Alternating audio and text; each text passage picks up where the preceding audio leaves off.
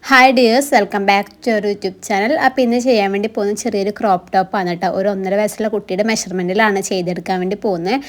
ബ്ലൗസിൻ്റെ പീസ് 1/2 മീറ്ററും ലൈനിങ് 1/2 മീറ്ററും ഒന്ന് വാങ്ങിയിട്ടില്ല. പിന്നെ സ്കേർട്ടിൻ്റെ ഞാൻ കാണിക്കുന്നില്ല കേട്ടോ. സ്കേർട്ടിന് 1 മീറ്റർ മെയിൻ ക്ലോത്തും അതുപോലെ ലൈനിങ് 1 മീറ്ററാണ് കേട്ടോ വാങ്ങിയിട്ടുള്ളത്.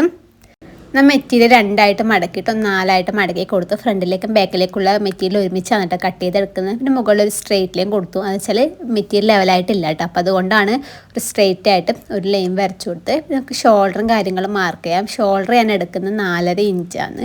4 ഇഞ്ച് ഷോൾഡർ മാർക്ക് ചെയ്യാം. അവിടുന്ന് ആം ഹോൾ 4 ഇഞ്ച് മതി കേട്ടോ. ഞാൻ 4.5 എടുത്ത് കുറച്ച് ഒരധികം പോലെ തോന്നുന്നു. അപ്പോൾ നമുക്ക് 4 ഇഞ്ച് എടുത്താൽ മതി കേട്ടോ. അതിന് നമുക്ക് ചെസ്റ്റ് മാർക്ക് ചെയ്യാം. മെഷർമെൻറ്റും കാര്യങ്ങളെല്ലാം നമുക്ക് അവർ അയച്ചു തന്നെയാണ് കേട്ടോ. ബ്ലൗസിൻ്റെ ലെങ്ത്തും കാര്യങ്ങളെല്ലാം അയച്ചു തന്നിട്ടുള്ളതാണ്. അപ്പോൾ ചെസ്റ്റ് വരുന്നത് 20 ഇഞ്ചാണ്. അപ്പോൾ ഞാൻ കുറച്ചധികം എടുക്കുന്നുണ്ട് കേട്ടോ. അപ്പോൾ കുറച്ച് ഒരു 5.25 എടുക്കുന്നുണ്ട്. സ്റ്റിച്ച് ഇപ്പുറത്തെ സൈഡിൽ ഇട്ട് കൊടുക്കാമെന്ന് വിചാരിച്ചു കേട്ടോ. പിന്നെ തയ്യൽ തുമ്പിന് 2 ഇഞ്ചാണ് കൂട്ടിക്കൊടുത്തത്. കാരണം നമ്മൾ ഫ്രണ്ടും ബാക്കും ഒരുമിച്ച് കട്ട് ചെയ്യുന്നതുകൊണ്ടാണ് 2 ഇഞ്ച്. കാരണം ബാക്കിൽ ബട്ടൺസിന് കുറച്ച് മെറ്റീരിയൽ വേണമല്ലോ. അപ്പോൾ അതുകൊണ്ടാണ് 2 ഇഞ്ച് കൊടുത്തത്. പിന്നെ നമുക്ക് ബാക്കിയുള്ളത് കട്ട് ചെയ്ത് കളഞ്ഞാൽ മതി കേട്ടോ. പിന്നെ ബ്ലൗസിൻ്റെ ലെങ്ത്ത് അവൾ പറഞ്ഞിട്ടുള്ള 7 ഇഞ്ചാണ് ബ്ലൗസിൻ്റെ ലെങ്ത്ത് പറഞ്ഞത്. അത് വലിയ ലെങ്ത്ത് ഉള്ളതല്ല, കുറച്ച് വയറ് കാണുന്ന സൈസിലാണ് പറഞ്ഞത്. തയ്യൽ തുമ്പിന് 1 ഇഞ്ച് മാത്രമേ കൂട്ടി കൊടുക്കുന്നു. 1/2 ഇഞ്ച് മുകളിൽ ഷോൾഡർ ചെയ്യാനും അതുപോലെ 1/2 ഇഞ്ച് താഴത്ത് ചെറിയൊരു ഷേപ്പ് ഉണ്ട്, ഒരു വി ഷേപ്പ് ഉണ്ട് കേട്ടോ. അപ്പോൾ അതും ഞാൻ സ്ട്രെയിറ്റ് ആയിട്ട് വരച്ചു. പിന്നെ ചെസ്റ്റ് എടുത്ത് അതേ സെയിം അളവ് തന്നെയാണ് അവൾ വേസ്റ്റും തന്നത്. ചെസ്റ്റും വേസ്റ്റും 20 തന്നെയാണ് തന്നിട്ടുള്ളത്. അപ്പോൾ അതുകൊണ്ട് തന്നെ ഞാൻ വലിയ ഡിഫറൻസ് എടുക്കുന്നില്ല, സെയിം തന്നെ എന്നിട്ട് കൊടുക്കുന്നത്. പിന്നെ കഴുത്തിൻ്റെ ഇറക്കം എടുക്കുന്ന 3 ഇഞ്ചും കഴുത്തിൻ്റെ അകലം എടുക്കുന്നത് 1.25 ഇഞ്ചാണ് കേട്ടോ. നമുക്കിതുപോലെ മാർക്ക് ചെയ്ത് ബോക്സാക്കി വരക്കാം. ഞാൻ ഫ്രണ്ടിലേക്ക് യൂനെക്കും ബാക്കിലേക്ക് വീനെക്കും വന്നിട്ട് കൊടുക്കുന്നത്. എനിക്ക് സാധാരണ കുട്ടികളുടെ ഡ്രസ്സിന് ബാക്കിൽ ആ വീനെക്ക് കൊടുക്കാനാണ് ഇഷ്ടം. ബാക്കിൽ റൗണ്ട് കൊടുക്കൽ കുറവാണ് കേട്ടോ. അപ്പോൾ ഫ്രണ്ടിലേക്ക് ഇതുപോലെ റൗണ്ട് കൊടുത്തു. പിന്നെ ബാക്കിലേക്ക് നമുക്ക് അത് ഞാൻ ജസ്റ്റ് ഇവിടെ തന്നെ വരച്ച് കാണിക്കുന്നുണ്ട്. പിന്നെ മാറ്റിയ സമയത്ത് അതിൻ്റെ അള നമുക്ക് മറ്റേതിൽ കാണും കേട്ടോ. ബാക്കിലേക്ക് 4 ഇഞ്ചാണ് ലെങ്ത്ത് എടുക്കുന്നത്. കുറച്ചിങ്ങനെ താഴ്ന്ന് കിടക്കുന്ന ചെയ്യാമെന്ന് വിചാരിച്ചു കേട്ടോ.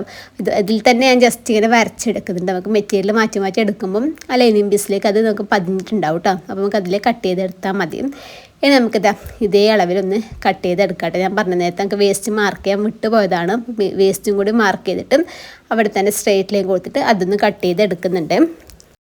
നമ്മൾ ഇതിൽ നിന്ന് ഫ്രണ്ട് പീസ് മാറ്റിയ സമയത്ത് ബാക്ക് പീസിലേക്ക് ഞാൻ പറഞ്ഞില്ല, അതിൻ്റെ ചെറിയൊരു ആളെ നമുക്ക് കാണുന്നുണ്ട്. ഞാൻ ആദ്യം ഇപ്പോൾ ഫ്രണ്ട് പീസിൽ ഇപ്പോൾ യൂനെക്ക് ഇതുപോലെ കട്ട് ചെയ്തെടുത്തും ബാക്ക് പീസിന് നമുക്ക് അതിൽ കാണുന്ന ആ ഒരു പിന്നെ നമുക്ക് ചോക്കിൻ്റെ ആ ഒരു ഇത് കാണുന്നില്ലേ, അതിലേക്ക് കൂടി ആ ഒരു വി ഷേപ്പ് കട്ട് ചെയ്തിട്ട് ബാക്കിലേക്കുള്ള പീസ് നമുക്കൊന്ന് ഓപ്പൺ ചെയ്തെടുക്കാം കേട്ടോ. നമ്മൾ ഇത് രണ്ടും അതായത് ഫ്രണ്ടിലത്തെയും ബാക്കിലത്തെയും ഇതേപോലെ തന്നെ നമ്മുടെ മെയിൻ ഫാബ്രിക് കട്ട് ചെയ്തെടുക്കുക. നെക്കും കാര്യങ്ങളും കട്ട് ചെയ്യണമെന്നില്ല കേട്ടോ.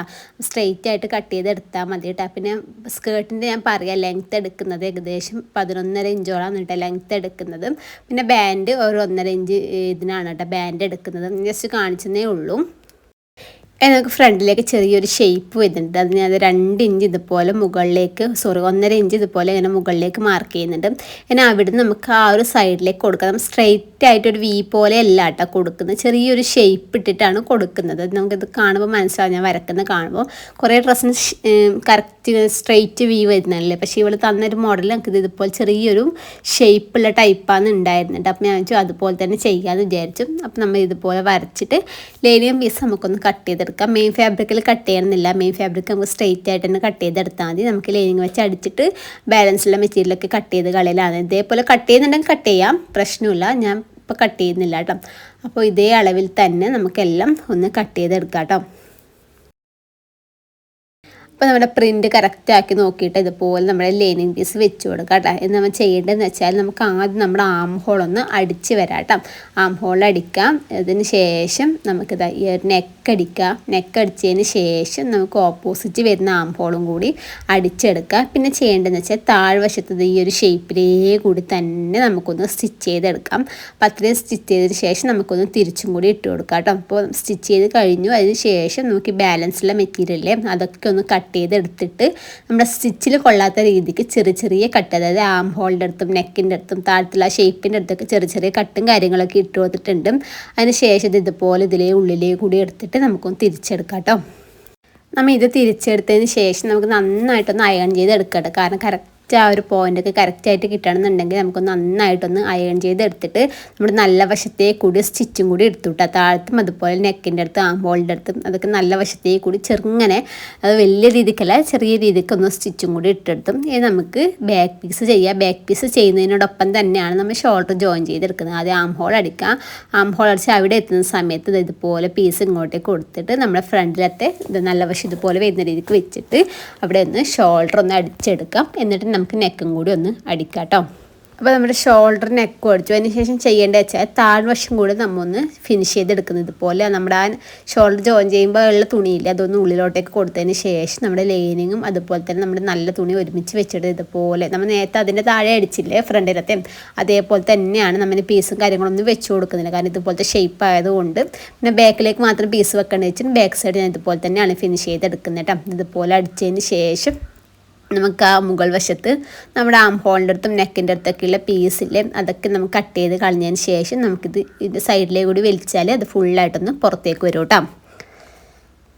ഇതുപോലെ തന്നെ നമ്മുടെ ഓപ്പോസിറ്റ് വശം ചെയ്തെടുക്കുക. എന്നിട്ട് നന്നായിട്ടൊന്ന് അയൺ ചെയ്തെടുത്തതിന് ശേഷം നല്ല വശത്തേ കൂടിയുടെ സ്റ്റിച്ചൊന്ന് ഇട്ട് കൊടുക്കുക. അത് കറക്റ്റായിട്ട് ഇതുപോലെ ഒരുപോലെ വരുന്നില്ലേ നോക്കണം കേട്ടോ. എന്നിട്ട് നമുക്ക് നല്ല വശത്തേ കൂടിയുടെ സ്റ്റിച്ചും കാര്യങ്ങളൊക്കെ ഇട്ട് കൊടുക്കാം.